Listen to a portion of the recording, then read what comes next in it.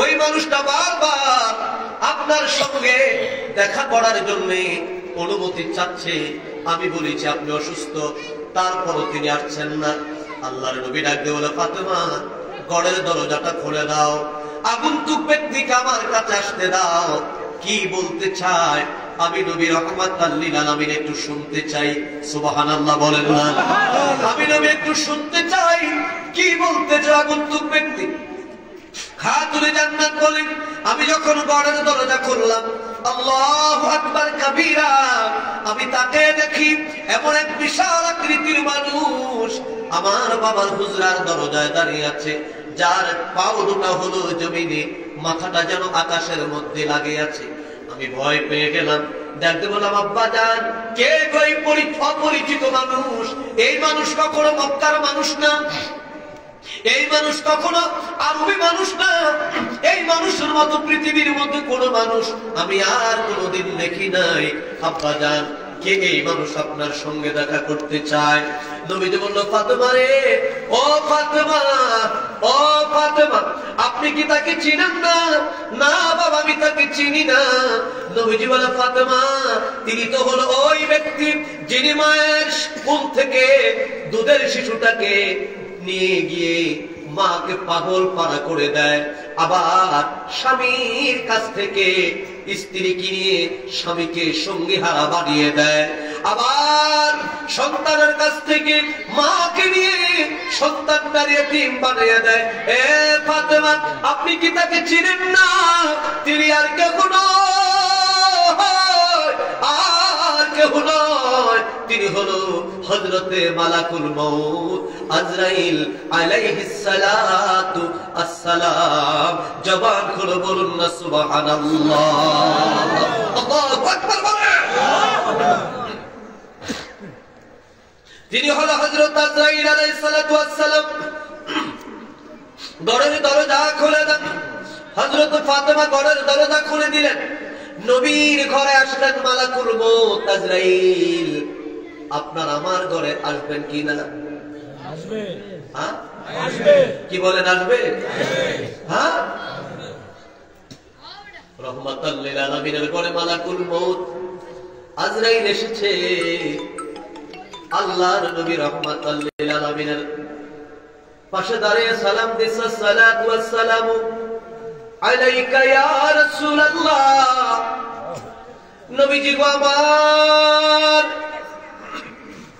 আমার আল্লাহ পাক আমাকে আপনার কদমে প্রেরণ করেছে, আল্লাহ পাক আপনাকে সালাম দিয়েছে। আমার আল্লাহ বললেন, আপনি যদি থাকতে চান আমার আল্লাহ পাক আপনার হায়াতকে বাড়িয়ে দিবেন। সুবহানাল্লাহ। হায়াত কি বাড়িয়ে দিবেন। আর যদি চলে যেতে চান, আপনার দায়িত্ব পূর্ণ হয়ে গেছে, আপনি দায়িত্ব পূর্ণ হয়ে গেছে, আপনি চলে যাওয়ার জন্য প্রস্তুত হন। কিছুক্ষণের মধ্যে আপনার রূহ মোবারক নিয়ে চলে যেতে হবে। আল্লাহর নবীর দরবারে অনুমতি চাওয়া হলো। পৃথিবীর মধ্যে কোন মানুষের কাছে আজরাইল এসে অনুমতি চায় না। কোন মানুষের কাছে আজরাইল এসে রূহ নিব কি নিব না, থাকবেন কি না চলে যাবেন, আজরাইল কারো কাছে অনুমতি চায় না। একজন মাত্র মহামানবের কাছে অনুমতি চাইলেন। তিনি হলেন আপনার নবী, আমার নবী, নবীদের নবী, কুল কায়নাতের নবী মুহাম্মাদুর রাসূলুল্লাহ সাল্লাল্লাহু আলাইহি ওয়াসাল্লাম। জবান খুলে বলুন মারহাবা। আল্লাহু আকবার বলেন। ওই নবীর উম্মত হতে পেরে খুশি না বেজার? আরো জোরে বলুন, খুশি না বেজার? নবী চিন্তা করলেন, আল্লাহ বললেন হায়াত যদি চায় বাড়াইয়া দিবে। মনে করেন 63 ছিল, এটা যদি 100 বছর বাড়িয়ে দেয় কত হবে? 163। 163 পরও ইন্তেকাল হবে। কথা বলেন, 163 পরও ইন্তেকাল হবে। 1000 বছর যদি বাড়িয়ে দেয়, 1063 বছর পর ইন্তেকাল হবে। আমার আল্লাহর ঘোষণা করলেন নাফসিন যায়কাতুল মাউত। কথা বলেন না? আমার আল্লাহর ঘোষণা, প্রত্যেক প্রাণী মৃত্যুর শরাব, মৃত্যুর স্বাদ গ্রহণ করতে হবে। সব প্রাণীকে এই জগতে মৃত্যুর স্বাদ গ্রহণ করতে হবে।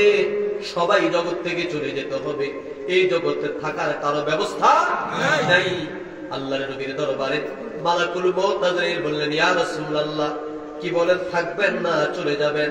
নবীজি আমার বলে, আজরাইল রে, আমার আল্লাহ পাক আমাকে যে দায়িত্ব দিয়েছে, আমার দায়িত্ব কমপ্লিট হয়ে গেছে। সুবহানাল্লাহ বলেন। বিদায় হজে আমার নবী লক্ষ লক্ষ লক্ষ লক্ষ সাহাবীদের সামনে ও আরাফার ময়দানে বিদায় ভাষণে বললেন, হে উপস্থিতি, আপনারা বলুন, আল্লাহ পাক আমাকে যে দায়িত্ব দিয়েছে, আমি কি আমার দায়িত্ব পরিপূর্ণ করতে পেরেছি? আমি কি আমার দাওয়াত আপনাদের কাছে সঠিকভাবে পৌঁছেছি?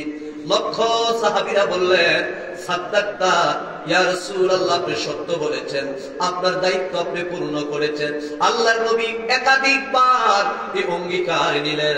সাহাবীরা সাক্ষ্য দিল, আমার আল্লাহ নবীকে যে দায়িত্ব দিয়ে প্রেরণ করলেন, নবী দায়িত্ব পূর্ণ করেছে। এবার আমার নবী, আল্লাহ আপনি সাক্ষী থাকেন, আপনার বান্দারা সাক্ষী দিচ্ছেন। সুবহানাল্লাহ। আপনি সাক্ষী থাকেন, আপনার বান্দারা সাক্ষী দিয়েছে, আপনি আমার উপরে যা দায়িত্ব দিয়েছেন, সকল দায়িত্ব আমি নবী রাহমাতাল লিল আলামিন পূরণ করেছি। আমার আর কোন দায়িত্ব অপূর্ণ নাই। আমার আল্লাহকে জিবরিল, আল্লাহু আকবার বলেন না, হে জিবরিল, আর দেরি করো না, আর দেরি করো না, আমার হাবিবের দরবারে চলে যাও, আর আমার হাবিবের দরবারে যে তেলাওয়াত করো, বিসমিল্লাহির রাহমানির ইযা জাআ নাসরুল্লাহি ওয়াল ফাth ورأيت الناس يدخلون في دين الله أفواجا فسبح بحمد ربك واستغفر إنه كان توابا الله أكبر। নবী বলছে, আমার দায়িত্ব শেষ। আল্লাহ বলতে, হাবিব এখন দেখবেন দলে দলে যাকে যাকে যাকে যাকে ইসলামের সুশীতল ছায়াতলে মানুষ ঐক্যবদ্ধ হবে। মারহাবা বলেন না, আল্লাহু আকবার বলেন। নবী ওহী নাযিল হলো, সূরা নসর অবতীর্ণ হলো, নবী তেলাওয়াত করে শুনাইলেন। সাহাবীদের ভিতরে আনন্দ। কিসের আনন্দ? আল্লাহ বলছে, এখন দলে দলে লোকেরা ইসলামের দাওয়াত কবুল করবে। মারহাবা বলেন না। একজনের মনটা খুব বেজার, সব সাহাবী আনন্দ, একজন সাহাবীর মন খুব বেজার, তিনি কাঁদতে শুরু করলেন। তিনি কে? তিনি হলো সাইয়েদনা আবু বকর সিদ্দিক রাদিয়াল্লাহু তাআলা আনহু। সাহাবীরা বলেন, আবু বকর, আপনি খুশি হন নাই? আবু বকর কয়, আমি খুশি, কিন্তু খুশির চাইতে আমি দুঃখ, আমার ব্যথা বেশি। কেন? বলছে, তোমরা শুধু উপরের স্বাভাবিক কথাগুলো দেখেছ, কিন্তু হাকিকত বোঝো নাই। আল্লাহ যখন বলেছে আমার নবীর দায়িত্ব পরিপূর্ণ, সূরা নসর নাজিল হয়েছে। আল্লাহ বলছে, ফাসাব্বিহ বিহামদি রাব্বিকা ওয়াস্তাগফির, আপনি ইস্তিগফার করুন আপনার প্রভুর দরবারে। এর মানে তোমরা কিছু বুঝছো? বলছে, কি বুঝবো? বলছে, এর মানে হলো আমি আবু বকর বুঝতেছি, দায়িত্ব যেহেতু পূর্ণ হয়ে গেছে, আমার নবী আর বেশি দিন আমাদের মধ্যে থাকবে না।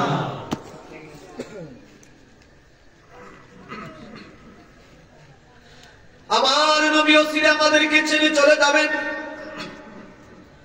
ঠিক তাই হলো। বিদায় হজের পর পরে নবী মদিনায় গিয়ে অসুস্থ হয়ে পড়লেন। মালাকুল মউত বলে, ইয়া রাসূলুল্লাহ, সময় শেষ, এবার আপনি প্রস্তুত হয়ে যান। নবী আমার এবার চোখের পানিগুলো ছেড়ে দিয়েছে। আল্লাহু আকবার বলেন না। নবী যে আমার এবার চোখের পানিগুলো ছেড়ে দিয়েছে। আজরাইল বলে, ইয়া রাসূলুল্লাহ, আল্লাহ হায়াত বাড়িয়ে দিতে চাইলেন, আপনি হায়াত বাড়াইলেন না, আবার এখন কাঁদেন। কেন কাঁদেন? আরো থাকতে চান? না আজরাইল, আমি থাকার জন্য কাঁদি না। হুজুর, তাহলে কাঁদেন কেন? নবী বলে, আমি কাঁদি রে, আজ থেকে বুঝি আমার উম্মতেরা এতিম হয়ে যাবে, আমার উম্মতেরা বুঝি আজকে থেকে এতিম হয়ে যাবে, আমার উম্মতেরা বুঝি আর থেকে আমাকে আর শরীয়তে তারা দেখতে পাবে না, আমি বুঝি আমার উম্মতের সাথে একে জামাতে আর শরীয়তে নামাজ আদায় করতে আমি পারবো না। এই জন্য আমি কাঁদি, আমার নবী কান্দে, ইয়া রাব্বি হাবিলি উম্মতি, ইয়া রাব্বি হাবিলি উম্মতি, ইয়া রাব্বি হাবিলি উম্মতি। আজরাইল বলে, ইয়া রাসূলুল্লাহ, এই পৃথিবীর মধ্যে 1,75,2,24,000 পয়গম্বর নবী রাসূলের রূহ আমি কবজ করেছি, নবী রাসূলদেরকে আমি, নবী রাসূলদের মুলাকাত হলো, তাদের ইন্তেকাল হলো, কোন নবীকে দেখি নাই এই বিদায় কালে সন্তানের জন্য কাঁদতে, মায়ের জন্য কাঁদতে, উম্মতের জন্য কাঁদতে, আর আমি কোন নবীকে দেখি নাই। একজন মাত্র মানুষ আমি এই পৃথিবীর মধ্যে পেলাম, একজন মাত্র নবী আমার আমি পেলাম, যিনি এই পৃথিবীতে যেদিন আগমন করলেন সেদিনও কেঁদেছে উম্মতি। 63 বছর হায়াতে জিন্দেগি কাঁদেন উম্মতি, এখন আবার বিদায় হয়ে যাবে, এখনো আপনি কাঁদেন, ইয়া রাব্বি হাবিলি উম্মতি। আল্লাহ ওরে দেখি নাই শুনি নাই কবু মানুষে কান্দে, মানুষের ব্যথায় রে, ওরে মনব নবী, ওরে মনব কথা শুনলে পরানো জুড়ায় রে, রাসূল নামে বলেন ওকে এলো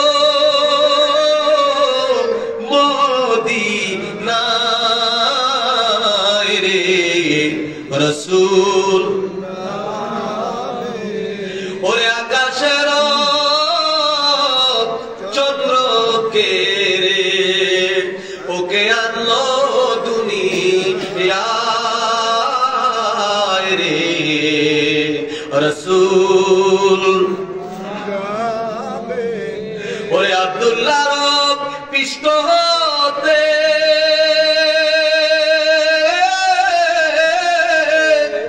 মায়া বেনার শেখে মিঠে রে, আব্দুল্লাহর পিষ্ট হতে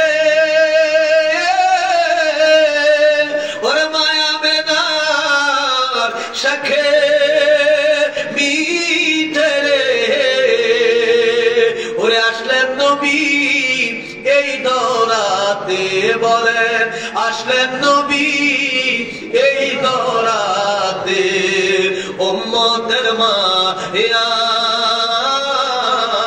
রে, রাসূল নামে বলেন ওকে এলো মদিনায় রে, রাসূল ওরে গলেতে তো বীরমালা কে ছলে ওই কামলে ওয়ালা রে, বলেন গলেতে তো বীরমালা কে ছলে ওই কামলে ওয়ালা রে, ওরে আমার মুখের দরজা খোলা, ওরে আমার বুকের দরজা খোলা, তারে ডেকে নিয়ে আয় রে, রাসূল নামে ওকে এলো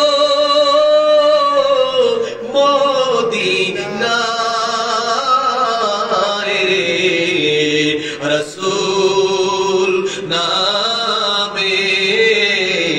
আল্লাহু আকবার বলেন না। কষ্ট হইতেছে না।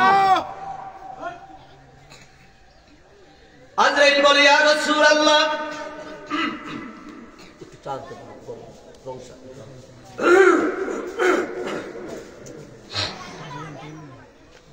ইয়া হাবিবাল্লাহ, নবীজি গো আমার, কোন নবী কোন পয়গম্বরকে দেখি নাই এইভাবে উম্মতের জন্য কাঁদতে। একজন মাত্র নবী, তিনি আপনি নবী রাহমাতাল লিল আলামিন। কথা বলেন ঠিক কিনা? এই পৃথিবীতে এসে যিনি কাঁদলেন উম্মতি, 63 বছর কাঁদলেন উম্মতি, ঠিক না? বিদায় হয়ে যাবে, নবী কাঁদে উম্মতি। হাদিস প্রমাণ করে আমার নবী রওজা মুবারকে মরা না জিন্দা? আরে আসতে কোন জিন্দা, আরে জোরে বলেন জিন্দা।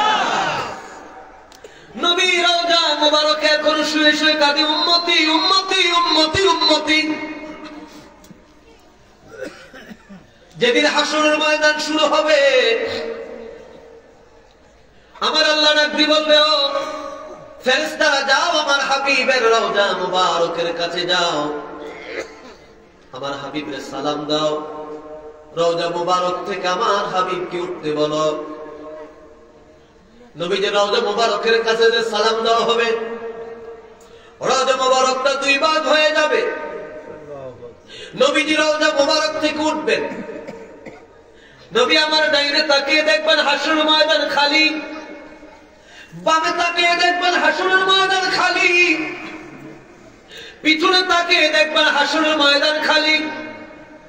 ডাকতে বলবে, ফেরেশতারা আমার উম্মত কোথায় রে? আমার আল্লাহ কি আমার গুনাহগার উম্মতের বিচার করে ফেলেছে? ফেরেশতারা বলবে, ইয়া রাসূলুল্লাহ না, হুয়া আউয়ালু, আপনি হলেন প্রথম। সুবহানাল্লাহ, মারহাবা মারহাবা। হুয়া আউয়ালু, আপনি হলেন এই হাসরের ময়দানে প্রথম ব্যক্তি যিনি উঠলেন। ইয়া রাসূলুল্লাহ, এখন আর কাউকে উঠানো হয় নাই। ফেরেশতারা বলবে, ইয়া রাসূলুল্লাহ,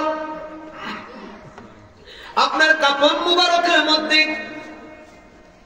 কাদামাটি কেন দেখা যায়? পানি ঢুকলো কেমন করে? আপনার রওজা ভিজা কেন, কাফন কেন ভিজা? নবী বলবি, ও আমার আল্লাহর ফেরেশতারা শোনো, আমার এই কাফন ভিজার কারণ হলো ওই বাংলাদেশের ফরিদগঞ্জের আমার পাগলেরা যখন আমার জন্য বসে কাঁদতো ইয়া রাসূলুল্লাহ বলে, আমাকে যখন ডাকতো, আমার দুরূদ শরীফ যখন পড়তো, আল্লাহর ফেরেশতারা আমার উম্মতের দুরূদ শুনানি আমার রওজায় এসে হাজির হয়ে যেত।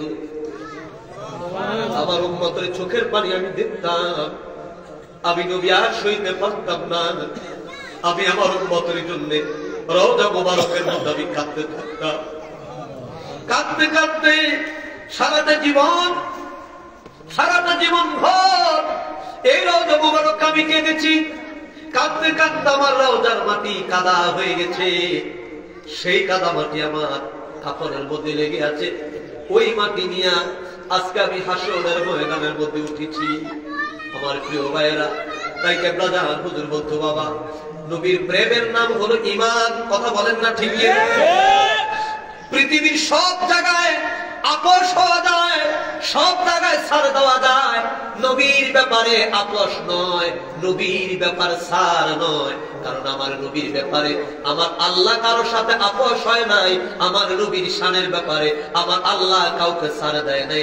যদিও নবীর আপন চাচা ছিল আবু লাহাব, নবীর বিরুদ্ধে দুইটা হাত যখন তুলেছে, আল্লাহ জিবরিল রে, আমি আল্লাহ বরদাস্ত করতে পারলাম না।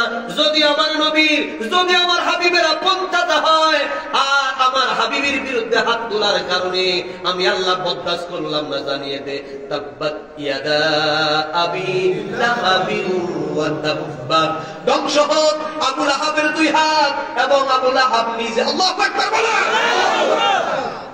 এর মানে নবীর ব্যাপারে কারোর সাথে কোনো প্রকার কম্প্রোমাইজ নাই। নবীর শানের ব্যাপারে, নবীর ইজ্জতের ব্যাপারে কোনো প্রকার ছাড় নাই। নবীর প্রেমের ব্যাপারে কোনো প্রকার যুক্তি তর্ক নাই। আমার নবী এমন নবী, আমার নবীর ভালোবাসার উপরে শরীয়ত বর্তায় না, বরঞ্চ আমার নবী রহমাতাল লিল আলামিন নিজেই হলো মালিকে শরীয়ত। কথা বলেন ঠিক কিনা? আমার নবীর প্রেমের উপরে শরীয়ত বর্তায় না, বরঞ্চ আমার নবীও হলো মালিকে শরীয়ত। আমার নবী যা বলে হ্যাঁ, উম্মতের জন্য হালাল। নবী যা বলে না, এটাই হলো উম্মতের জন্য হারাম। কথা বলেন। নবী যদি বলে হ্যাঁ, এটা মানব জাতির জন্য হালাল। নবী যদি বলে না, এটা মানব জাতির জন্য হারাম। এটাই হলো শরীয়ত। বলেন না? ওয়াজ করুন, আমার নবীর প্রেমে 32টা দাঁত পেরে দিছে। 32টা দাঁত পেরে দিছে, কাঁচা দাঁত পাথরের আঘাতে আঘাতে পেরে দিয়েছে। আপনি আমি যদি দুনিয়ার কোন নারীর প্রেমে যদি হাত কাটি, কাটে না? হাতে ট্যাটু করে, কত কিছুই না করে, হারাম শরীয়ত এটাকে সাপোর্ট করে না। আর ওয়াজ করুনি, নবীর প্রেমে 32টা দাঁত পেরে দিয়েছে। শুনেছি উহুদের ময়দানে নবীর দ্বন্দ্ব শহীদ হয়েছে। ওয়াজ করুনি সইতে পারে নাই, 32টা দাঁত পেরে দিয়েছে। আমার নবীর ইন্তেকালের আগে আমার নবী ডাক দিয়ে বলে, ওরে ওমর, ওরে আলী, আয় আয় আয় আমার কাছে আয়, আমি তোমাদের কাছে একটা আমানত রেখে যেতে চাই। ইয়া রাসূলুল্লাহ, কি আমানত? নবীকে শোনো, আমার ইন্তেকালের পরে আমার এই জুব্বাটা তোমাদের কাছে আমানত রাখো। মারহাবা কন্যা, আমার এই জুব্বাটা তোমাদের কাছে রাখো। আমাকে দাফন কাফন সম্পূর্ণ যখন হয়ে যাবে, অর্থাৎ স্বাভাবিক যখন হবে, স্বাভাবিক হওয়ার পর এই আমানতটা নিয়ে তোমরা করুন শহরে চলে যাইও। ইয়া রাসূলুল্লাহ, করুন শহরে কেন যাব? নবী বলে, ওরে ওমর, ওরে আলী, ওই করুন শহরে, ওই নগরে আমার একজন পাগল আছে রে, আমার একজন পাগল আছে রে। ওই পাগল রে যায়া আমার এই জুব্বা মোবারকটা তারে হাদিয়া দিও। আল্লাহু আকবার বলেন। আমার এই জুব্বাটা তারে হাদিয়া দিও। আর আমার উম্মতের জন্য তাকে বইল, আমার উম্মতের জন্য সে যেন আমার আল্লাহর কাছে সদা সর্বদা যেন পানা চায়, নাজাতের জন্য দোয়া যেন করে। হযরতে ওমর বলে, ইয়া রাসূলুল্লাহ, পাগল কি জন্মগ্রহণ করেছে? নবী হ্যাঁ করছে।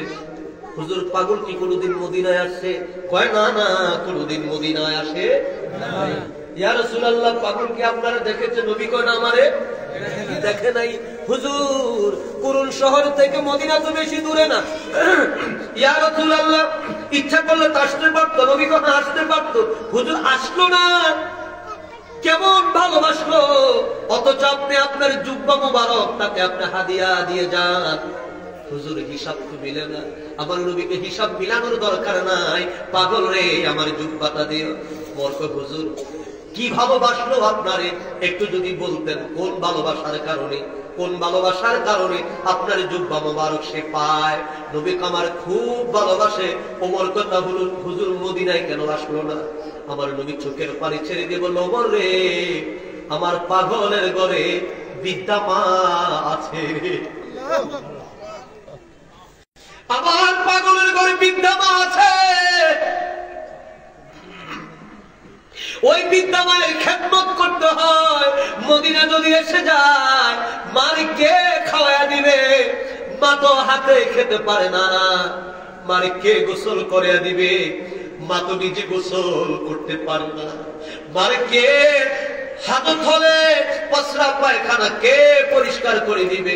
মাথা নিজে পরিষ্কার করতে পারে না, যার কারণে পাগল মদিনায় আসে না, দূর থেকে আমারে ভালোবাসে। আর মা মা মা মার খেদমত করে, ওই মায়ের খেদমতের কারণে আর আমার ভালোবাসার কারণে আমি নবী রাহমাতাল লিল আলামিন তাকে আমার জুব্বাটা উপহার দিয়ে গেলাম।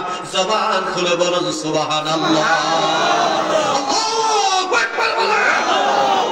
নারে তাকবীর, নারে রিসালাত, মাযহাবে খাজা বাবা, খাজা বাবা ফরিদপুরি, জাকের পার্টি, আলহাজ মাওলানা মুফতি শরীফুল ইসলাম সাইফি সাহেব।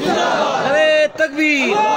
ওরে পাগল ছিল ওয়াজ করুনি, নবী জুব্বা দিলা তার, আমি গোলাম চাই না কিছু, চাই শুধু তোমারে। পাগল ছিল ওয়াজ করুনি, নবী জুব্বা দিলা তার, আমি গোলাম চাই না কিছু, নবী চাই শুধু তোমারে। ও প্রিয় হাবিব, পাগলের রাখছ কেন দূরে, বলেন ও প্রিয় হাবিব, পাগলের রাখছ কেন দূরে। আল্লাহু আকবার বলেন। আমার জন্য আপনার জন্য মদিনা বহুদূর, যেতে হলে ভিসা পাসপোর্ট টিকিট লাগে, এরোপ্লেন লাগে, কিন্তু আমার নবীর জন্য ফরিদপুর দূর না। কথা বলেন না, রাজাপুর গ্রাম আমার নবীর কাছে দূরে না। আমার নবী ইচ্ছা করলে আশেকের বাংলা করে আজকে রাতে এই মাহফিল থেকে যখন কেঁদে কেঁদে দুরূদ শরীফ পড়ে ঘুমিয়ে যাবেন, আর যদি বলেন ইয়া রাসূলুল্লাহ অভাবের কারণে তো মদিনায় যেতে পারি নাই, অভাবের কারণে আপনার দেশে যেতে পারি নাই, মদিনায় যে আপনার সালাম দিতে পারি নাই, আজকের মাহফিলে আপনার কথা শুনেছি, আপনার জন্য কেঁদেছি, ইয়া রাসূলুল্লাহ আপনারে দেখতে চাই, আপনাকে দেখতে চাই। আশেক যখন এইভাবে ডাকে, আশেক যখন ডাকে, আমার নবী রাহমাতাল লিল আলামিন মদিনার রওজা মুবারক থেকে আশেকের বাংলা গড়ে এসে আমার নবী রাহমাতাল লিল আলামিন দেখা দিয়ে যায়। জবান খুলে বলেন সুবহানাল্লাহ।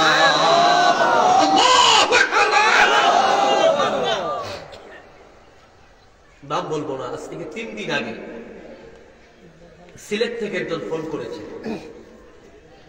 ফোন দিয়ে আমাকে বলছেন, ভাইজান আপনার কাছে একটি স্বপ্নের তাবির আমি জানতে চাই। আমি বললাম যে বলেন। বলতে আমি স্বপ্নে দেখতেছি আমি মদিনা নগরীতে,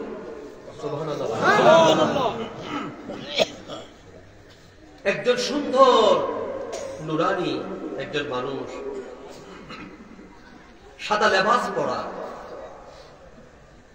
তার পাশে 4 জন মানুষ, তারা হলো মৃত, একজন জিন্দা, 4 জন হলো মৃত। এর মধ্যে আমি স্বপ্নে দেখতেছি ওই 4 জন যারা মৃত মানুষ কবরে আছে, আমাকে ডেকে বলছেন এই মানুষকে সালাম দাও, বলো আসসালাতু আসসালামু আলাইকা ইয়া রাসূলুল্লাহ।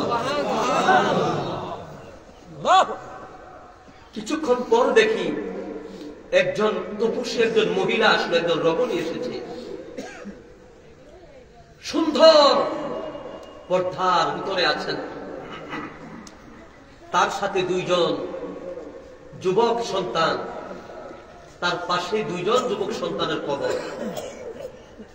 তারাও আমাকে এসে বললেন, তুমি বলো আসসালাতু আসসালামু আলাইকা ইয়া রাসূলুল্লাহ, তুমি নবীকে সালাম দাও।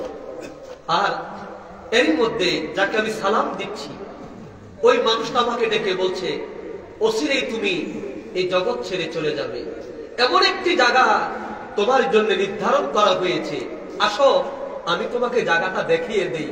এই কথা বলে আমাকে নিয়ে যাচ্ছেন অনেক সুন্দর একটি পরিচ্ছন্ন সুন্দর অপ্রতিম সুন্দর একটি জায়গায় নিয়ে গেলেন।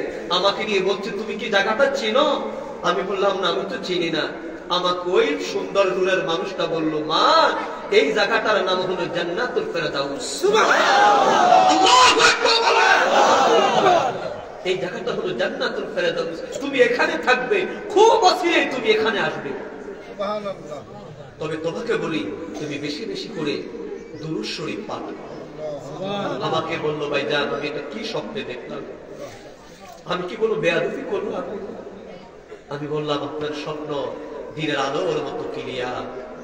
যিনি হায়াতুল নবী, তাকে জিন্দা দেখেছেন।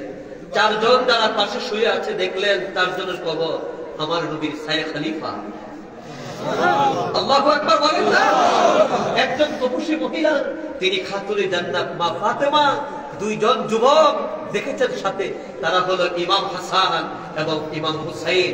আপনি অচিরেই সোনার মক্কা মদিনায় আমার নবীর জিয়ারতে যাবেন। সুবহানাল্লাহ। আল্লাহু আকবার বলেন। ওরে আমার দয়াল নবী ডাকিতেছে মধুর বচনে, আমার দয়াল বাবা ডাকিতেছে মধুর বচনে। তোরা চল গো সকলে চল পীরের কদমে, তোরা চল গো সকলে চল আমার খাজার চরণে। ওর পীর তো সামান্য নয়, নবীর নায়েব হয়। বলেন, পীর তো সামান্য নয়, নবীর নায়েব হয়। পাপী তাপী তড়াইতে ববেতে উদয়। বলেন, পাপী তাপী তড়াইতে ববেতে উদয়। জবান খুলে বলুন মারহাবা। আজকে এমন এক তরিকার 37তম মাহফিল চলছে। আমার মরহুম আব্দুল মতিন ভাই প্রতিষ্ঠা করে গেলেন। যে মাহফিলটা হলো তরিকায়ে নকশবন্দিয়া মুজাদ্দিদিয়ার মাহফিল। কথা বলেন ঠিক কিনা? যার নির্দেশে তিনি এই মাহফিল করতেছেন, সারা জীবন 37 বছর করে গেলেন। আভার ছেলেদের উপরে, বাতিজাদের উপরে দায়িত্ব দিয়ে গেলেন। যার নির্দেশে মাহফিল করলেন, তিনি হলেন আমার কেবলা জান হুজুর বিশ্বলি খাজা বাবা শাহ সুফি সৈয়দ আল্লামা মাওলানা ফরিদপুরি।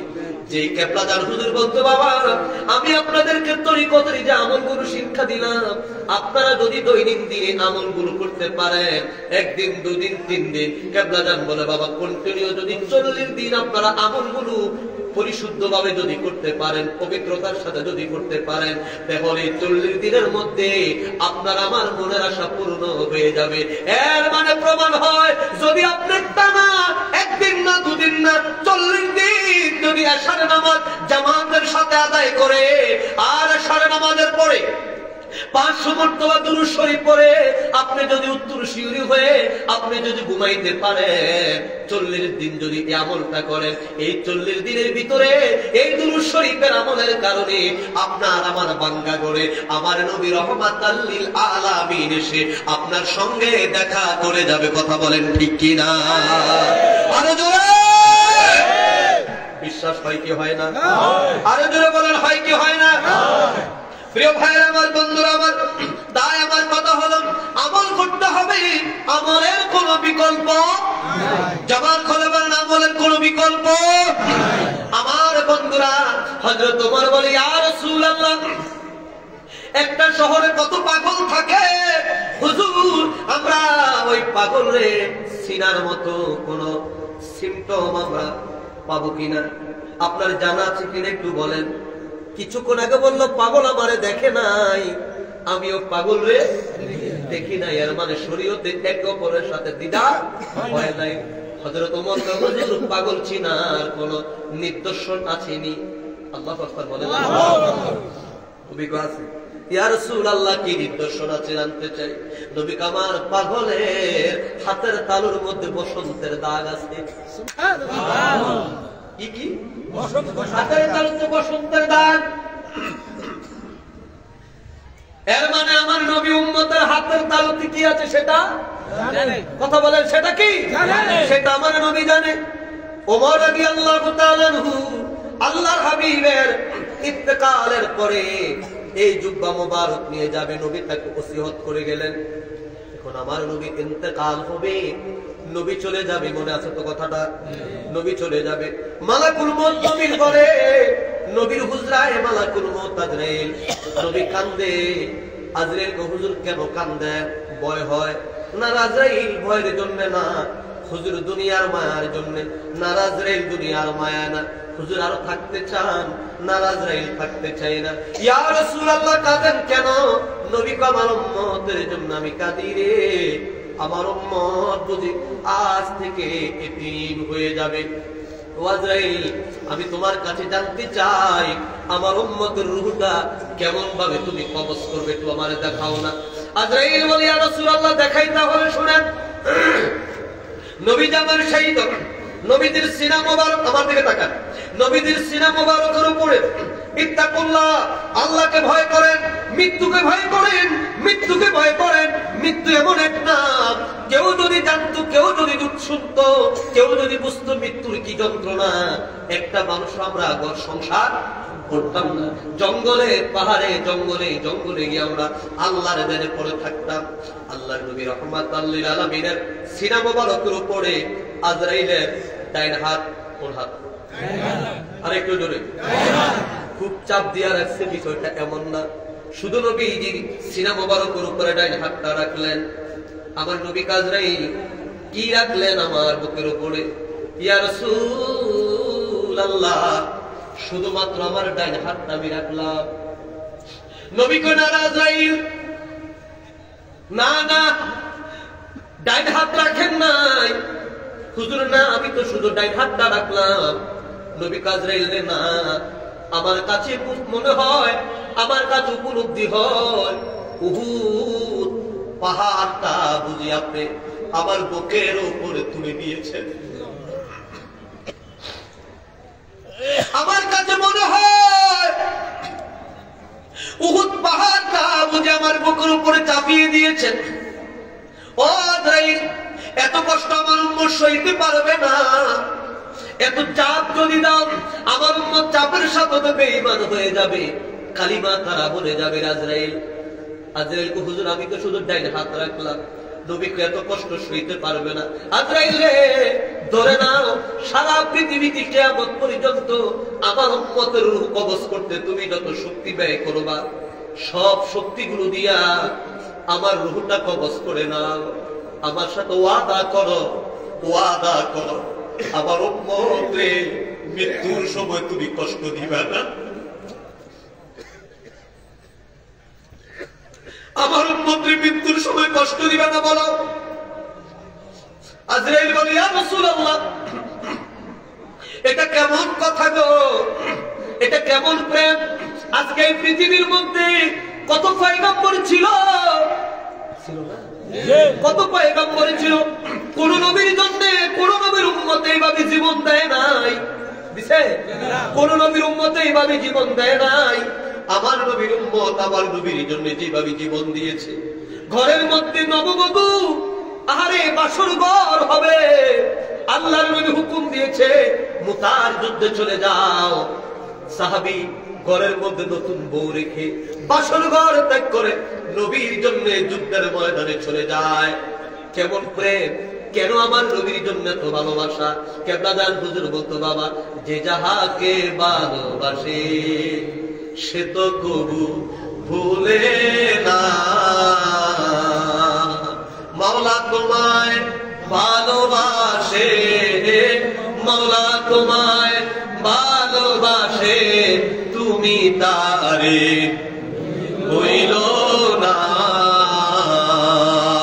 রাসূল তোমায় ভালোবাসে, বলেন রাসূল তোমায়,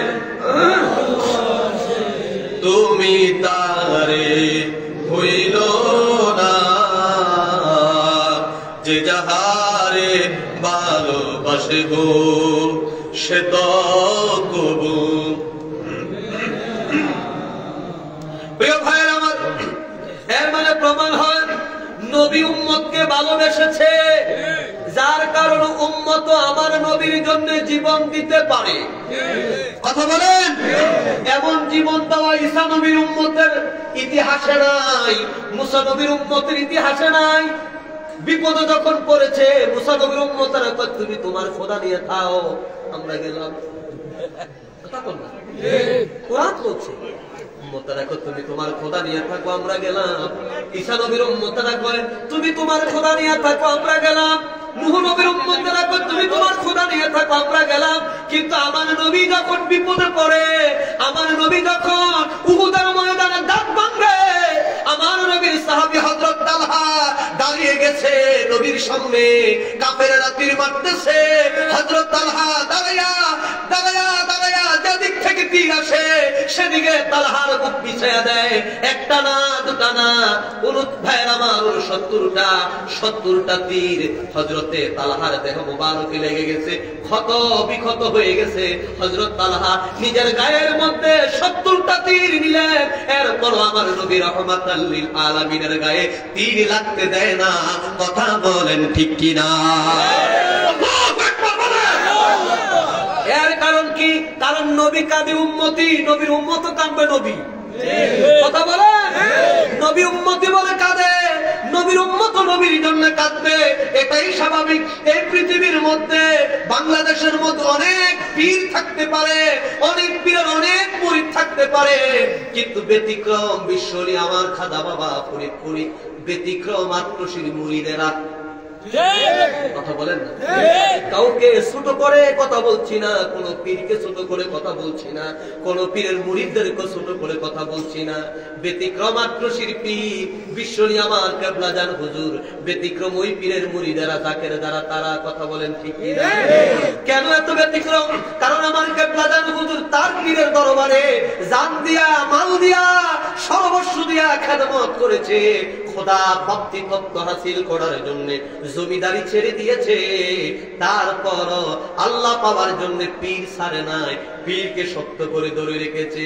আর বিশ্ব জাকের মঞ্জিলে আমরা যারা যাই, শিরকি বলেন আর গাদাতি বলেন, যাই বলেন না বলেন, হারাম বলেন আর নাজায়েজ বলেন, জাকের যারা আছে পীরের দরবারে খেদমত দিতে, পীরের জন্য জীবন দিতে, তারা কখনো কুষ্টাবোধ করে না, তারা কখনো দ্বিধাবোধ করে না। কারণ পীর মুরিদদের ভালোবেসেছে, মুরিদ ও পীরকে ভালোবাসে। কথা বলে। এই বাংলাদেশে বহু রাজনৈতিক দল থাকতে পারে, বর্তমান সম্ভবত 57টার উপরে হয়ে গেছে নিবন্ধিত। বহু রাজনৈতিক দল থাকতে পারে, কিন্তু বিশ্বব্যাপী একটাই ব্র্যান্ড, যার নাম জাকের পার্টি। কথা বলেন না। যারা ভোগে নয়, যারা ত্যাগে শান্তি পায়।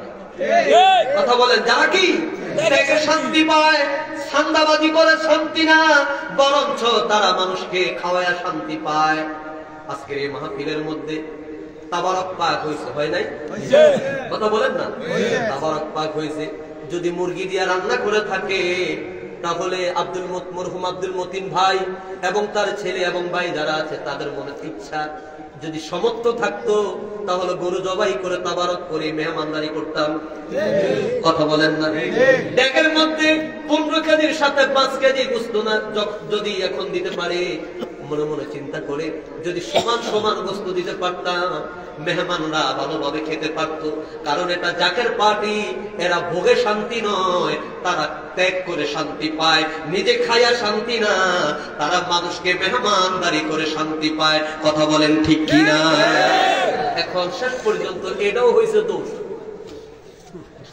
এটাও হয়েছে দোষ। কি দোষ? আত্মশীল মাহফিলে গেলে খাওয়ায়, এইগুলো বেদাত, তাবারক খাওয়া যাবে না। কিছু কিছু মুলুবি আছে ওই মিলাদ মাহফিলের তাবারক খাওয়া আস্তাগফিরুল্লাহ বলে লাগে। সবাই বলেন আস্তাগফিরুল্লাহ। বাথরুমের নর্দমার সাথে তুলনা করেছে। আমি বলি, দেখবেন একজন মুসি যখন হাতে, একজন মুসি যখন তার ওই যে বাক্সটা আছে না, বাক্স নিয়ে যখন হাতে, মুসি দেখবেন তার নজর যারা রাস্তা দিয়ে যায় জুতার দিকে। বলেন না, মুসির নজর কি জুতার দিকে, কারণ সে পালিশ করে। ঠিক না? আপনি একজন কাপড়ওয়ালার দোকান, অর্থাৎ কাপড়ের দোকানের সামনে দিয়ে যদি যান, সে তাকায় আপনার লুঙ্গিটার দিকে। খুব টেকনিক ব্যবসা এটা।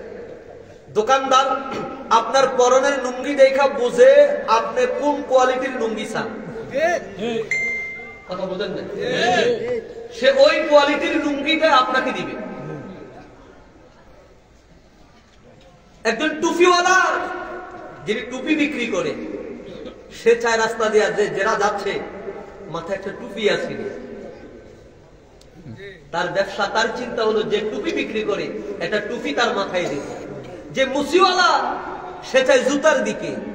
যে মেথর সে আপনার বাড়িতে রঙের কাজ করবে কিনা এটা জিজ্ঞাসা করবে না, আপনাকে জিজ্ঞাসা করবে ময়লা আছে কিনা, ওটা পরিষ্কার করব। তো যার রুচি যেদিকে, আমরা পাকাই তাবারক, আমরা পাকাই খাবার। রাসূলের দরবারে সাহাবীরা কয়, ইয়া রাসূলুল্লাহ খায়রুল ইসলাম, ইসলামের মধ্যে উত্তম কাজ কি? রাসূল বলে, ক্বালা তুতইমুত তাআম, ইসলামের মধ্যে উত্তম কাজ হলো মানুষের মেহমানদারি করা, মানুষকে খাওয়ানো। যেরকম সুবহানাল্লাহ, মানুষকে কি খাওয়ানো। তো রাসূল বলে মানুষকে খাওয়ানো। আমরা রাসূলের সুন্নাত আদায় করি আর বেচারায় কয়রা বাথরুমের ময়লা। তার মানে ওই মুরব্বিরে আমি সুইফার ছাড়া তো ভালো কিছু বলতে পারি না। কথা বলেন না? আশেকের রাসূল তো দূরের কথা, আলেম তো দূরের কথা, আমি তাকে মুরব্বি তো বলতেই পারি না। আমি তাকে যদি বড় যদি কিছু বলতে পারি, আমি তাকে সুইফার বলতে পারি, কারণ তার নজর ময়লার দিকে। কথা বলেন, তার নজর কি? ময়লার দিকে। তো আমরা যারা আছি, জাকের পার্টির নেতা কর্মী যারা আছে, বিশ্বরে আমার কাবলাদান হুজুর পাকের যারা সহবতে মহব্বতে যারা আছে, আমরা মানুষকে ভালোবাসা প্রেমের দাওয়াত আমরা দিচ্ছি। এখানে ক্ষমতার বিষয় না, ক্ষমতার মালিক যিনি, কুল্লিল্লাহুম্মা মালিকাল মুলক তুতিল মুলক, ক্ষমতার মালিক আমার আল্লাহ, যাকে চান তাকেই দিবেন। আর আল্লাহ যখন ইচ্ছা করেন ঘাড় ধরে লামাইয়ে দিবেন। লামাইতে বেশিক্ষণ লাগে না, কথা কয় না, লামাইতে আরে জোরে বলেন, লামাইতে না পারে না। এই দেশের 18 কোটি মানুষ যাহা না পারে, আল্লাহ তার মুহূর্তের মধ্যেই পারে। কথা বলেন না? আল্লাহ তার মুহূর্তের মধ্যে পারে। নেটো শক্তি যাহা না পারে, আমেরিকান শক্তি যাহা না পারে, আমার আল্লাহ মুহূর্তের মধ্যে তা পারে। কুল্লিল্লাহুম্মা মালিকাল মুলক তুতিল মুলক, জাকের পার্টি আল্লাহর ওই ক্ষমতাকে বিশ্বাস করে বিদায় ক্ষমতার জন্য, সংসদে যাওয়ার জন্য মারামারি, কাটাকাটি, রাহাজারি, ভাঙচুর, টেন্ডারবাজি, মিথ্যাবাদী, মিথ্যা কথা, চুগলখড়ি কথা, এগুলো আমরা কখনো করি না। আমাদের সমাবেশ যেমন আজকের এই মাহফিল, এটাও জাকের পার্টির একটা সমাবেশ। কথা বলেন, এটাও একটা জাকের পার্টির কি সমাবেশ। আজকে যদি একটা সরওয়ার দুর্দান্ত হতো, সেখানে আমি শরীফুল ইসলাম সাইফি এই কথাগুলোই বলতাম। কথা বুঝেন না আমার?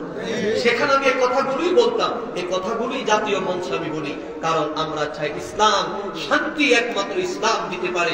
ইসলাম ছাড়া অন্য কেউ আপনাকে শান্তি দিতে পারে না, পারে না, পারে না, পারে না এবং পারবে না।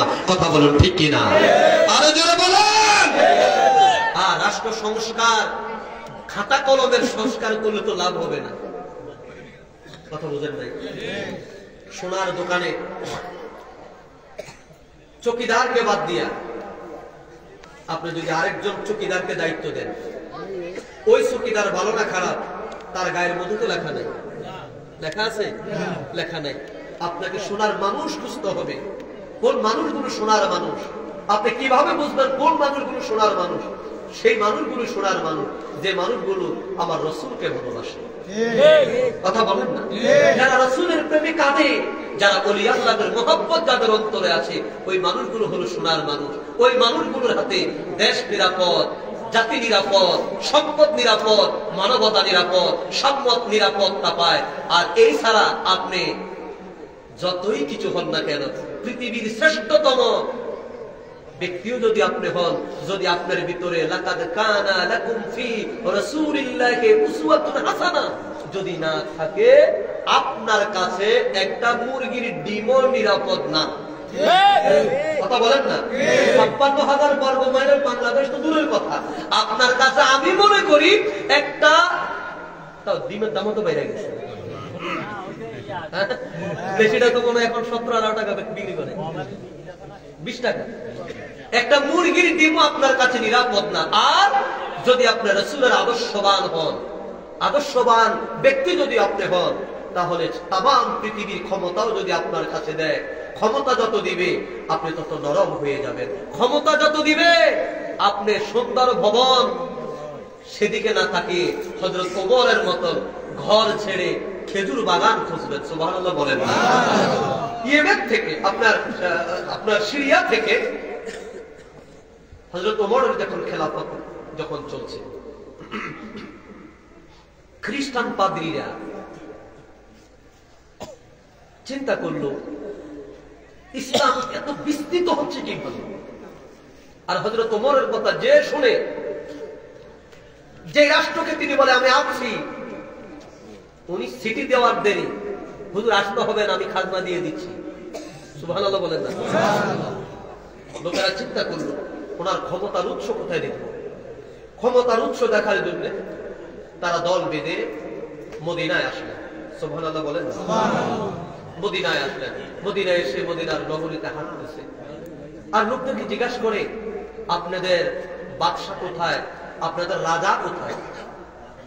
তো মদিনার লোকেরা বলছে, আমাদের তো কোনো রাজা নাই, আমাদের তো কোনো বাদশা নাই। সুবহানাল্লাহ বলেন না? বলছে রাজা নাই মানে হযরত ওমর তাহলে কি? ওমরের কথা বলছেন? তিনি তো আমাদের ভাই। সুবহানাল্লাহ বলেন না? তিনি তো কি আমাদের ভাই, তিনি আমাদের খলিফা। বলছে তিনি কোথায়? বলছে তা তো জানি না। ইহুদিরা চিন্তা করলো এটা কোন আজব কাণ্ড, যার কথায় বিশ্বকাপে ওই মানুষের নগরীতে আইসা দেখি ওনার খবর কেউ নেয় না। আরেকটু সামনে যে বললো, ভাই হযরত ওমর কোথায়? একজন কৃষক বলছে, আমি দেখেছি তিনাকে। কোথায় দেখলেন? বলছে উনি ওই যে খেজুর বাগান দেখেন, ওই খেজুর বাগানে তিনি আছেন। সুবহানাল্লাহ বলেন? খেজুর বাগানে কি করেন? বলছে তিনি খেজুর বাগানে ঘুমাচ্ছেন। কোথায় ঘুমাচ্ছেন? গণভবন না, বঙ্গভবন না, যমুনা না, তিনি ঘুমায় কোথায়? আরো জোরে? কোন খলিফা? তিনি অদ্দ জাহানের খলিফা। আল্লাহু আকবার বলেন। অদ্দ জাহানের তিনি খলিফা, তিনি ঘুমায় খেজুর বাগানে। বাবা কেউ যেন কথা না বলে, শেষ করে দিচ্ছেন। খেজুর বাগানে ঘুমাচ্ছে। ইহুদি লোকগুলো একটু বিস্মিত হলে হাঁটতে হাঁটতে হাঁটতে হাঁটতে যায় দেখে আমার দিকে তাকায়, এই ডাইন হাত, মাথার নিচে এনারা বানাইছে বালিশ। কি এটারে বালিশ বানাইছে। আর এই যে তরবার, তরবারটা এইদিকে বুকের কাছে এইভাবে লম্বা করে শোয়া রাখছে। সুবহানাল্লাহ বলেন? এটা দিয়া ওই যে ঘুমাইছে খেজুর গাছের ছায়া, সূর্য ঘুরে গেছে, এখন ছায়া নাই, সরাসরি সূর্যের আলো পড়তেছে। ওনার কাছে যে ওনাকে ডাক দিল, লোকেরা বলছে এই তো উনি আমাদের খলিফা। ইহুদিরা কয় এটা কোন রাজ্য, এটা কোন রাজ্য, এই কোন খলিফা যার কথা তামাম পৃথিবী উলট পালট হয়। ওনাকে ডাক দিলেন, উনি উঠলেন। ওঠার পর বলছে আপনি মদিনার বাদশাহ? হযরত ওমর বলছেন বাদশাহ না, আমি হলাম আল্লাহর হাবিবের উম্মতের খাদেম, আমি হলাম মুসলমানের খাদেম, আমি হলাম মদিনার খাদেম। আল্লাহু আকবার।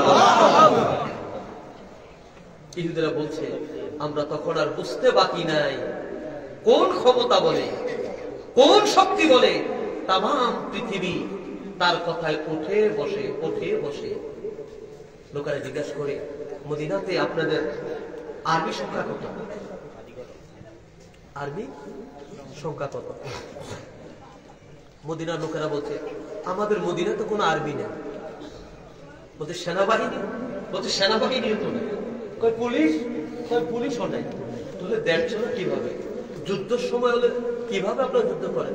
কই যে কৃষক দেখেন না, কৃষক যখন যুদ্ধ শুরু হয় এই কৃষকরা হয়ে যায় সেনাবাহিনী। সুবহানাল্লাহ বলবেন না? এই যে ব্যবসায়ী দেখেন না, ব্যবসায়ী যারা ব্যবসা করে বাজারে, যখন যুদ্ধের সময় হয় তারা ব্যবসা ছেড়ে দিয়ে যুদ্ধের পোশাক পরে। এই যে ইমাম সাহেব দেখেন না নামাজ পড়ে, এখন ইমাম তিনি, যখন যুদ্ধ শুরু হয়ে যায়, কোন দেশ আক্রমণ করে, তখন উনি ইমামতির পোশাক ছেড়ে উনি তখন হেলমেট পরে, যুদ্ধের পোশাক পরে, তখন উনি সেনা প্রধান হয়।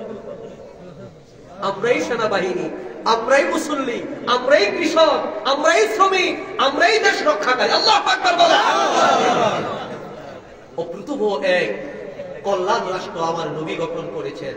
তার ধারাবাহিকতায় দীর্ঘ 4 খলিফা তার পরিচালনা করলেন। আমার কেবলাদার হুজুর বলল, বাবা আমি মদিনার আদলে, আল্লাহু আকবার বলেন না, আমি মদিনার আদলে এই বাংলাদেশকে একটি কল্যাণ রাষ্ট্র গঠন করতে চাই, কল্যাণ রাষ্ট্র গঠন করতে চাই, যেখানে অন্য ধর্মের লোকেরাও থাকবে, মুসলমান থাকবে, হিন্দু থাকবে, ইহুদি থাকবে, খ্রিস্টান থাকবে, কিন্তু ঝগড়া হবে না, যার যার ধর্ম শেষে পালন করবে। কিন্তু মদিনার উপর যদি কোনো দেশ আক্রমণ করে, তখন কারো পরিচয় হিন্দু, বৌদ্ধ, মুসলিম আর থাকবে না, সবাই তখন মদিনা, সবাই কি তখন মদিনাবাসী ঐক্যবদ্ধ হয়ে মদিনাকে রক্ষা করতে হবে। আজকে আমাদের দেশে যাহা চলছে, যে রাজনীতি চলছে, নোংরা রাজনীতি, আজকে বাংলাদেশকে নিয়ে কঠিন ষড়যন্ত্র চলছে। এই ষড়যন্ত্রের কথা বহু আগ থেকে জাকের পার্টির চেয়ারম্যান মহোদয় তিনি আমাদেরকে বারবার তিনি আমাদেরকে অবগত করিয়েছেন, সতর্ক করিয়েছেন। আফসোস ওনার কথাকে কর্ণপাত করে নাই। তাই খুব নিকট ভবিষ্যতে বাংলাদেশের অবস্থা কি হচ্ছেন, কি হবে, এটা 71 সাল যারা দেখেছেন, আপনাদেরকে বলে যাই, 71 সালে যারা দেখেন নাই, তার চেয়ে আরো ভয়াবহ কিছু দেখবেন খুব নিকট ভবিষ্যতে, খুব নিকট ভবিষ্যতে সেটা দেখবেন। আল্লাহ আপনাদেরকে হেফাজত করেন, আমিন। আরো জোরে বলেন, আমিন। আরো মহব্বতে বলেন, আমিন। আমি আর আমার কথা সামনে বাড়াচ্ছি না, আমি আমার আলোচনা আজকের মতো এখানে শেষ করলাম। আপনারা ভালো থাকেন, আপনারা সুস্থ থাকেন। আসুন আমরা দাঁড়িয়ে সকলে নবীজিকে সালাম দেই। ইয়া নবী সালাম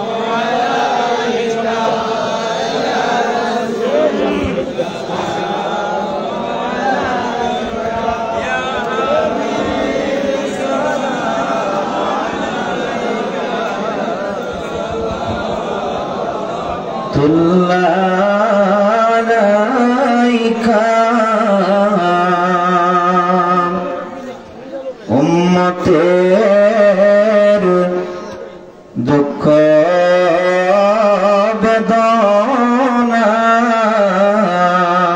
বেদনায় নবী আসিলেন আরবের মক্কায়, কান্দিলেন তেরি মায়া এখনো কাঁদেন মদিনায়। ইয়া নবী সালাম আলাইকা, ইয়া রাসূল সালাম আলাইকা, ইয়া হাবিব সালাম আলাইকা, সালাম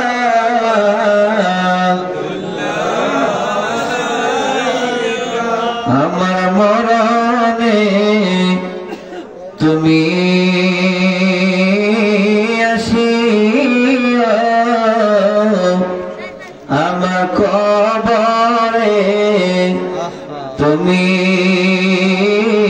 থাকিও, হাসরে তোমার গোলাম বলিও, হাউজে কৌসার পিলায়া নবী সালাম আলাইকা, ইয়া রাসূল সালাম আলাইকা, ইয়া হাবিব সালাম আলাইকা।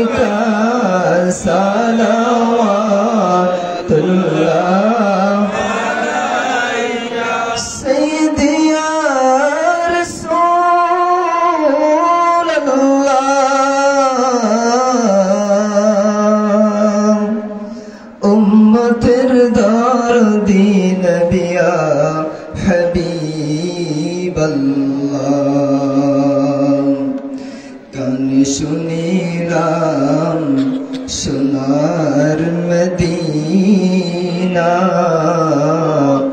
দেখিবার নসিব হলো না নিয়ে যান রওজা মদিনা এ আশিকদের মনে মানে না ইয়া নবী সালাম আলাইকা ইয়া রাসূল সালাম আলাইকা ইয়া হাবিব সালাম আলাইকা সালাওয়াতুল্লাহ আলাইকা সাইয়্যিদি ইয়া রাসূলাল্লাহ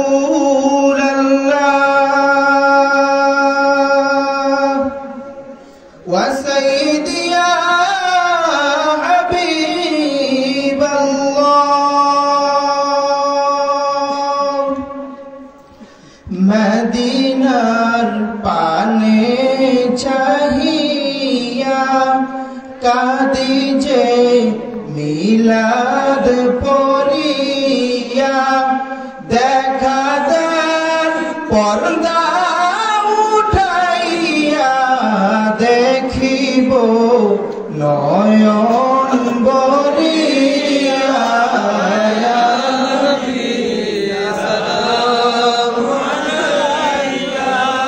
ইয়া রাসূল সালাম আলাইকা ইয়া হাবিব সালাম আলাইকা সালাওয়াতুল্লাহ আলাইকা বালাগাল উলা বিকামালিহি কাশাফাত দুজা বিজামালিহি আসরাত জামিল বসাইহি সাল্লু আলাইহি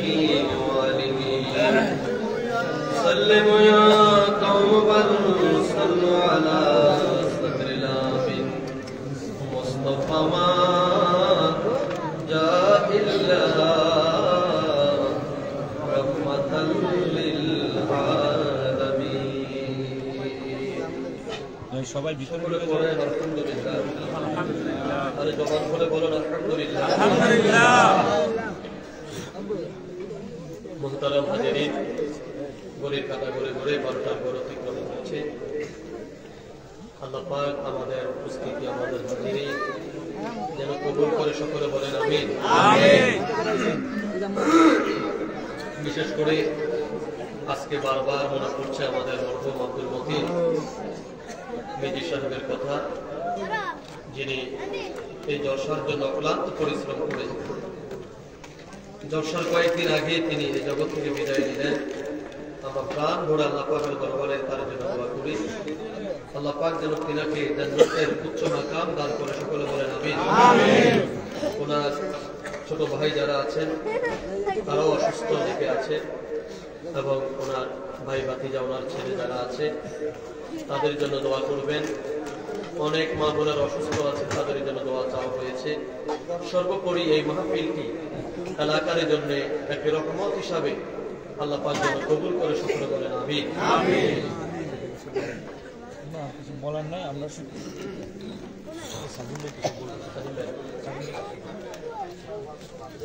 আমাদের আজকে মাহফিলের এই মাইকটা দেন বিশেষ অতিথি যিনি সব সময় অনেক দূর থেকে সেই নারায়ণগঞ্জ থেকে সবসময় উপস্থিত হন এবং এই মাহফিলটিকে ওনার পরিবারের একটি অংশই মনে করে জাকের পার্টির নারায়ণগঞ্জ জেলার যুগ্ম সাধারণ সম্পাদক জনাব এস.এম. সাজিম আহমেদ ভাইকে সংক্ষিপ্তভাবে দুই চারটি কথা বলার জন্য আমি সবির অনুরোধ জানাচ্ছি।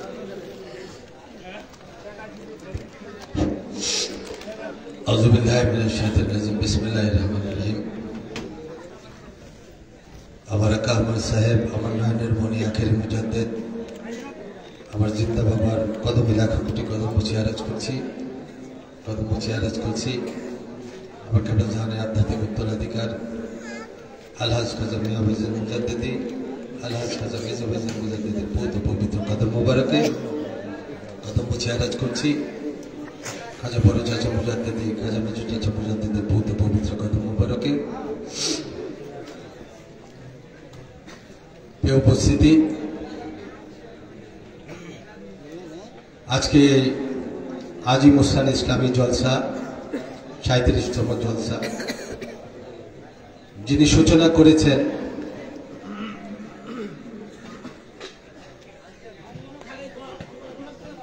তিনি মতিন মিজি ভাই, উনি আজকে আমাদের মাঝে নেই। আমি ভারাক্রান্ত হৃদয় নিয়ে আপনাদের মাঝে কথা বলছি। উনি অত্যন্ত মহব্বতের ভাই ছিলেন। উনি আমার জাকের ভাই, পীর ভাই, কিন্তু রুহানি ভাই। আপন রক্তের কোনো সম্পর্ক নাই, কিন্তু এমন একটি সম্পর্ক রক্তের চাইতে বেশি। আমার বাড়ি নারায়ণগঞ্জ। এই আব্দুল মতিন মিজি ভাই, উনি নারায়ণগঞ্জে ব্যবসা ট্যাবসা করেন। দীর্ঘ 50টি বছর উনি নারায়ণগঞ্জে কাটিয়েছেন। শেষ নিঃশ্বাসটুকু ওনার নারায়ণগঞ্জে গিয়েছে। উনি নারায়ণগঞ্জে গিয়েছিলেন সুস্থ শরীরে, কিন্তু তার গ্রামের বাড়িতে ফিরেছেন উনি লাশ হয়ে। আমরা সবাই সে আব্দুল মতিন মিজি ভাইয়ের জন্য দোয়া করব। আল্লাহ রাব্বুল আলামিন যেন আমার কেবলাজার হুজুরের ওসিলায় ওনাকে জান্নাতের উচ্চ মাকাম দান করেন। আজকে উনি এমন একটি ফুলের বাগান সাজিয়েছেন এই অত্র গ্রামে।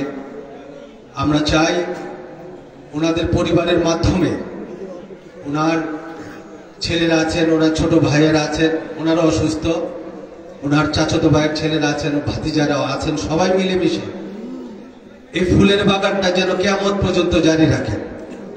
সবাই বলেন আমিন। সবাই ওনাদেরকে সহযোগিতা করবেন। এখানে উপস্থিত আছেন আব্দুল মতিন মিজি ভাইয়ের মেজো ছেলে জসিম, উপস্থিত আছেন মহসিন, উপস্থিত আছেন ওনার ছোট ভাই বিল্লাল হোসেন, উনি অসুস্থ, উপস্থিত আছেন আব্দুল কাদের ভাই, সিরাজ ভাই, আর অনেকে ওনার ভাতিজারা আছেন। ওরা সবাই নারায়ণগঞ্জে ব্যবসা ট্যাবসা করেন। ওনারা এখানে আসেন, এই ফুলের বাগানটা সাজিয়েছেন। আমাদের আব্দুল মতিন ভাই মৃত্যুর আগ মুহূর্ত পর্যন্ত বলে গেছেন, আমি যদি এই পৃথিবী থেকে চলে যাই, আমার কেবলাজান হুজুরের যে হুকুমের জলসা, যে ফুলের বাগানটা কেবলাজানের হুকুমে আমি সাজিয়েছি, তোমরা এক দেখ তবারক হলেও তোমরা আজীবন ধরে রাখবা। এই কথাটা বলে গেছে। আমি চাই ওনার যে ছেলেরা আছে, ভাতিজারা আরো অনেকেই আছেন, ওনারা প্রতিজ্ঞাবদ্ধ, ওনাদের মৃত্যুর আগ পর্যন্ত, শেষ নিঃশ্বাস পর্যন্ত ওনারা কেবলাজান হুজুরের এই ফুলের বাগান, এই আজি মুসান ইসলামী জলসা, এটা চালিয়ে যাবেন। আপনারা সবাই সহযোগিতা করবেন এবং আব্দুল মতিন মিজি ভাইয়ের জন্য দোয়া করবেন। ওনার বড় ছেলে প্রবাসে থাকে, ওনার জন্য দোয়া করবেন। আরো অনেক এলাকার লোকজন প্রবাসে থাকে, সবার জন্য দোয়া করবেন। সবাই মিলেমিশে যেন এই আজি মুসান ইসলামী জলসাটা যেন অব্যাহত রাখতে পারেন। প্রিয় ভাইরা, উনি এই জলসা উপলক্ষে উনি কঠিন আত্মত্যাগ করেছেন। সে ত্যাগটা হচ্ছে এই 37টি বছর ওনার আপন মুর্শিদের হুকুমে যে জলসাটা পালন করতেন, আয়োজন করতেন। যেদিন জলসা, ওই দিন সারাদিন উনি আল্লাহর রাহে রোজা থাকতেন, কঠিন দিন অতিবাহিত করতেন। ওনার একটাই প্রতিজ্ঞা ছিল, আমি আল্লাহর রাহে রোজা রাখবো, আল্লাহ যেন এই জলসাকে কবুল ও মঞ্জুর করেন। ওই ধারাবাহিকতায় ওনার পরিবারের শুরু করেছে। ওনার পরবর্তীতে এই রোজা রাখার জন্য আপনারা দোয়া করবেন। ওনার সন্তানরা এবং ওনার ভাতিজারা যেন এই জলসাটা অব্যাহত রাখে। আমি আপনাদের কাছে দোয়া চাই। আমিও একদিন এই পৃথিবী থেকে চলে যাব। আমি আজকে আপনাদের এই সুদূর চাঁদপুরে এসেছি, ফরিদগঞ্জে, কালকে পরবর্তীতে আমি নাও আসতে পারি। আমার জন্য দোয়া করবেন, আমি যেন আপনাদের মাঝে সব সময় আসতে পারি। আল্লাহ রাব্বুল আলামিন যেন আমাকে সুস্থতা দান করেন এবং হায়াতে তৈয়বা দান করেন। এই যে আলেম ওলামারা আছেন সবার জন্য দোয়া করবেন, সবাই যেন আপনাদের মাঝে কোরআন এবং হাদিসের আলোকে কথা বলতে পারে, আল্লাহ আল্লাহ রাসূলের প্রেম যেন প্রত্যেকের দিলে পয়দা করতে পারে, সবাই দোয়া করবেন। আমি আর বেশি কিছু বলবো না, আপনাদের সবার কাছে দোয়া চাই আল্লাহ রাব্বুল আলামিন সবাইকে যেন হেফাজতে রাখেন এবং সবাইকে যেন সুস্থতা দান করেন। ওয়াখির দাওয়ানা আলহামদুলিল্লাহি রাব্বিল আলামিন। আসসালামু আলাইকুম ওয়া রাহমাতুল্লাহি ওয়া বারাকাতুহু।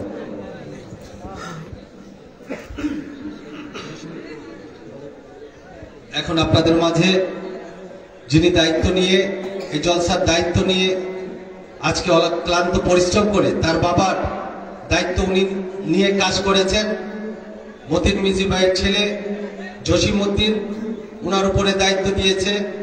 উনি আপনাদের সম্মুখে দুটি কথা বলবে। আমার আজকে যে প্রধান অতিথি মাহবুব ভাই, হাজী মাহবুব ভাই যে কথাগুলি বলে গেছেন, আপনারা যদি এই 37 বছর যাবত যে জলসাটা হচ্ছে, আমার হুজুর কেবলা যে হুকুমটা দিয়েছেন, আপনাদের কি দরবার শরীফে যেতে ইচ্ছে করে না?